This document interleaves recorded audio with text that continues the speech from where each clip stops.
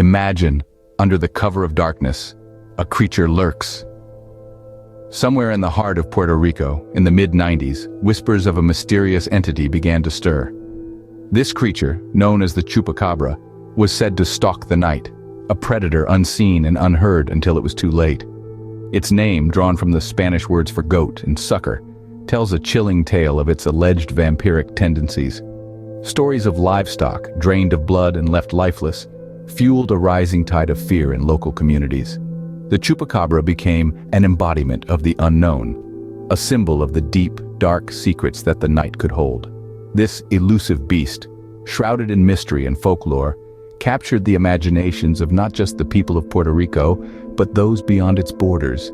It became a legend, a myth, a creature of the night that incited both fear and fascination. So, was this creature of the night real, or simply a figment of collective imagination? But wait, there were people, regular folks like you and me, who claimed to have seen this creature.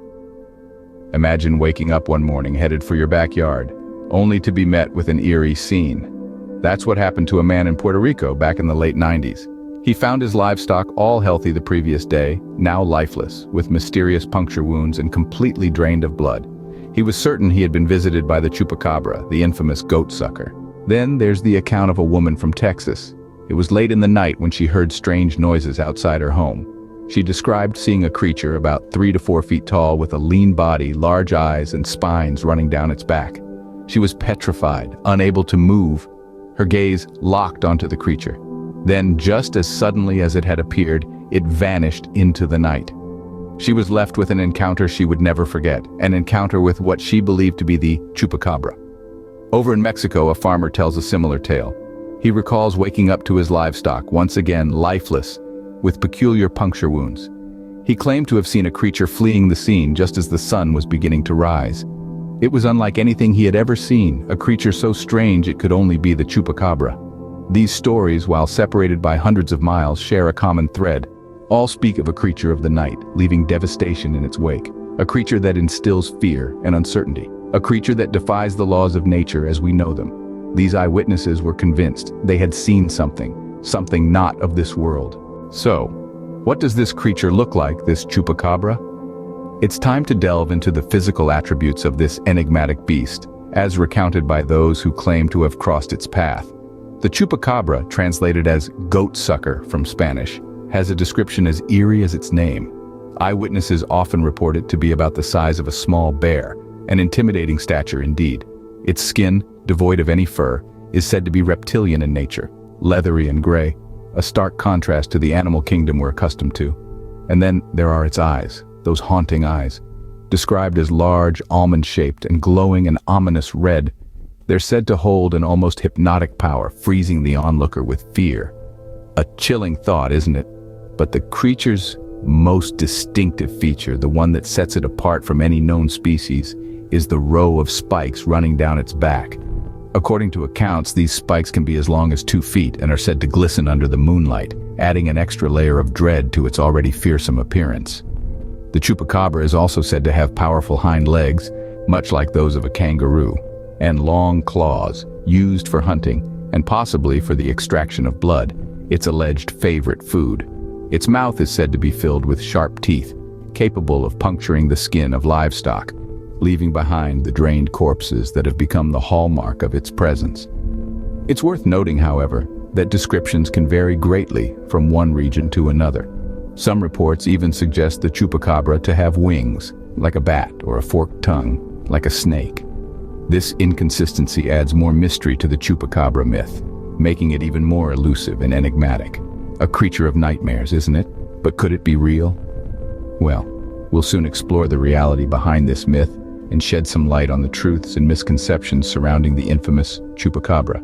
It didn't stop in Puerto Rico. The legend of the Chupacabra started to spread. Like a wildfire, it ignited imaginations across continents. From the heat of Puerto Rico, the tale found its way to the cooler climes of North America. In the United States, whispers of the Chupacabra began to echo. Stories emerged from the southwestern states of goats and chickens found lifeless, their bodies drained of blood. The Chupacabra had seemingly left its tropical home and was now stalking the arid landscapes of Texas and Arizona. But the legend didn't stop there. It jumped oceans and political boundaries, infiltrating the vast expanse of Russia. Accounts from Siberia described a creature akin to the Chupacabra, marking its presence with a trail of mysteriously dead livestock. The locals were baffled, their only explanation echoing the tales from the other side of the world. And then, as if carried by the winds of the Pacific, the Chupacabra landed on the shores of the Philippines. Here, villagers spoke of a beast that lurked in the shadows, preying on their livestock under the cover of night. The stories mirrored those from Puerto Rico, the United States, and Russia, adding another chapter to the global phenomena. Alongside these narratives, cultural exchanges and media influence played their roles in spreading the Chupacabra's tale. Movies, TV shows, and internet forums became platforms for sharing eyewitness accounts and theories. The myth was no longer confined to a single locale.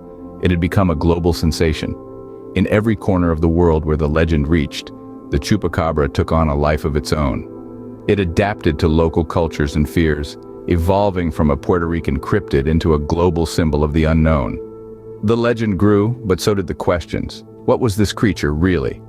And as with any mystery, the greater it becomes, the more we yearn to unravel it. Stay tuned as we delve deeper into the Chupacabra enigma, separating fact from fiction, and perhaps finally answering the question, what is the Chupacabra? Now, it's time to dive into the facts. What was the Chupacabra really? From the highlands of Puerto Rico to the depths of the internet, the Chupacabra has been a hot topic of debate amongst cryptozoologists, skeptics, and the general public alike.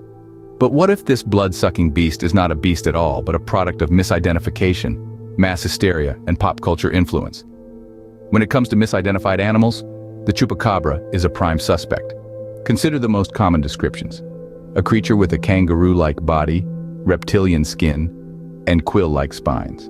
Now, if you've ever seen a mangy coyote or a sickly raccoon, you might agree that these animals, in certain conditions, can bear an uncanny resemblance to the infamous Chupacabra.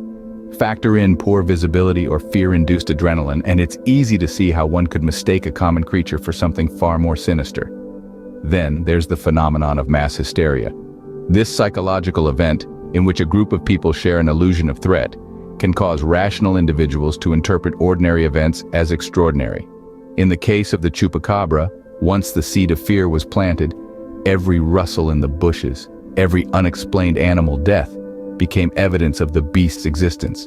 It's a snowball effect that can make myths feel very real indeed. Finally, we cannot ignore the influence of pop culture.